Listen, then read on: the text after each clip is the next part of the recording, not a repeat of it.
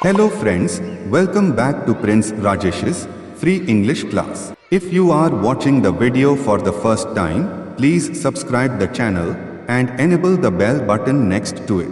Today we will have CBSE Class 10, English Chapter 3, 2 Stories about Flying, Part 1, His First Flight, line by line explanation from First Flight book. Please take the textbook with you for better understanding. Let us see the first passage.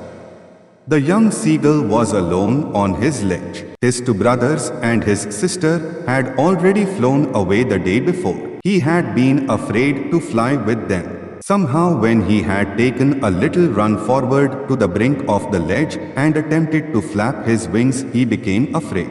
The great expanse of sea stretched down beneath, and it was such a long way down, miles down. He felt certain that his wings would never support him, so he bent his head and ran away back to the little hole under the ledge where he slept at night. This passage says that the story is about a young seagull who is at that stage of life where he has to learn to fly. Unlike his younger brothers and sisters, he is too afraid to fly. When all of them went for flying for the first time, near the edge of the sea, all of them except him succeeded. He could not trust his wings. He got terrified by the large sea and got convinced that he could never fly. As a result, he was ashamed and disheartened and thus went inside the ledge where usually he slept. Let us look at the next passage. Even when each of his brothers and his little sister, whose wings were far shorter than his own, ran to the brink, flapped their wings, and flew away, he failed to muster up courage to take that plunge which appeared to him so desperate. His father and mother had come around calling to him shrilly, upbraiding him, threatening to let him starve on his ledge unless he flew away. But for the life of him he could not move. This passage says that his younger siblings managed to take their first flight despite their wings being shorter than his, but he could not summon the courage though he tried so desperately. He was scolded by his parents for not trying again, but he was so afraid that he could not even move. Let us look at the next passage. That was 24 hours ago. Since then nobody had come near him. The day before, all day long, he had watched his parents flying about with his brothers and sister, perfecting them in the art of flight, teaching them how to skim the waves and how to dive for fish. He had, in fact, seen his older brother catch his first herring and devour it, standing on a rock, while his parents circled around raising a proud cackle. And all the morning the whole family had walked about on the big plateau midway down the opposite cliff, taunting him with his covered eyes. This passage says that now he had been alone for a day after he tried because his parents were busy focusing on his siblings. They helped his siblings master the art of flying and diving for food. His older sibling even caught his first fish, which he proudly ate at a rock, while his parents celebrated it. That morning, his parents made fun of him, all the way for being a coward. Let us look at the next passage. The sun was now ascending the sky, blazing on his ledge that faced the south. He felt the heat because he had not eaten since the previous nightfall.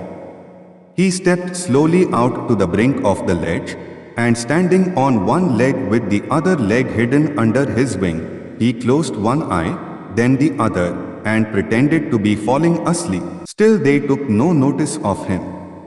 He saw his two brothers and his sister lying on the plateau dozing with their heads sunk into their necks. His father was preening the feathers on his white back. Only his mother was looking at him. She was standing on a little high hump on the plateau, her white breast thrust forward. Now and again, she tore at a piece of fish that lay at her feet and then scraped each side of her beak on the rock. The sight of the food maddened him. How he loved to tear food that way, scraping his beak now and again to wet it. This passage says that the sun had now risen, and he was feeling the heat more than ever because he was empty stomach since the night before.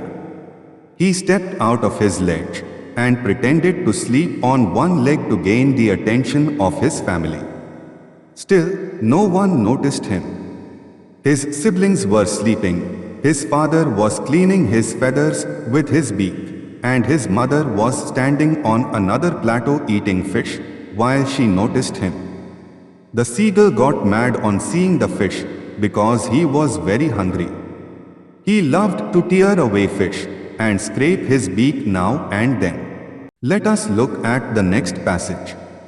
Gha, gha, gha, he cried, begging her to bring him some food. Gha, kola, she screamed back derisively. But he kept calling plaintively, and after a minute or so he uttered a joyful scream. His mother had picked up a piece of the fish and was flying across to him with it.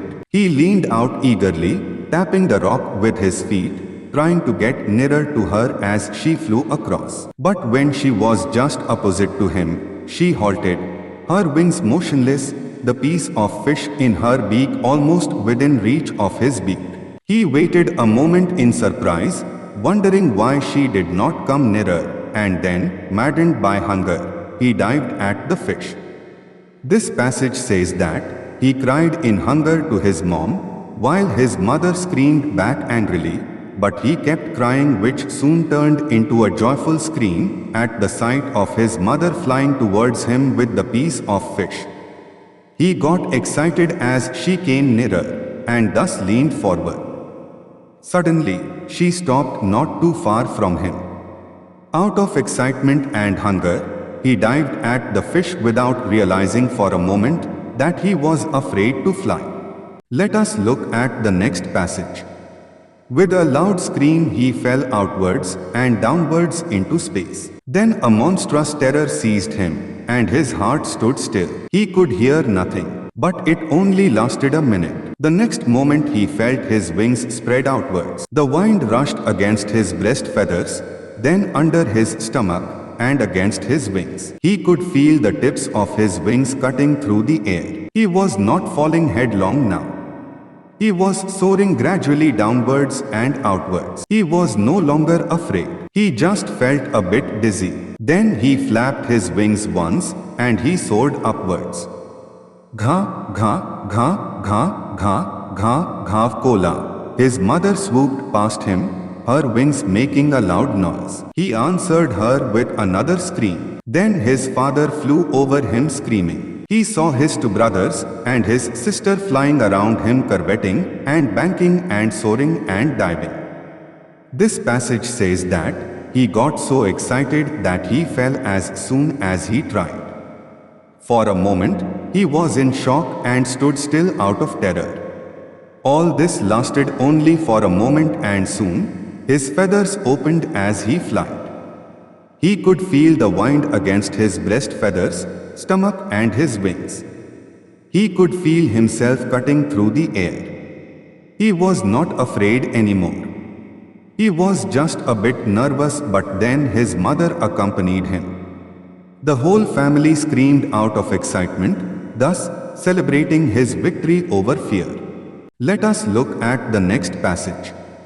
Then he completely forgot that he had not always been able to fly, and commended himself to dive and soar and curve, shrieking shrilly.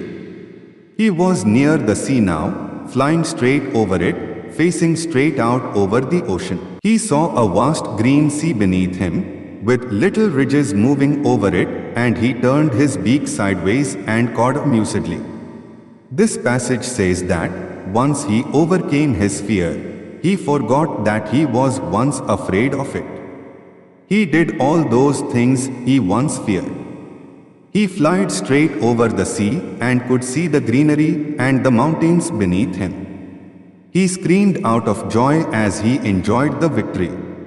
Let us look at the next passage.